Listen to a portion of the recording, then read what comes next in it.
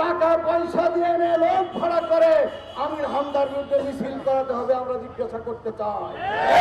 তাহলে কি আপনার রাজনৈতিক ময়দানকে উত্তপ্ত করতে চান? এই ভোটের মাঠকে কি আপনারা উত্তপ্ত করে ফায়দা হাসিল করতে চান? আপনাদের সে গুড়ে বালি মানুষটা হতে দেবে না, জনগণ আপনাদের আশা পূরণ হতে দেবে না।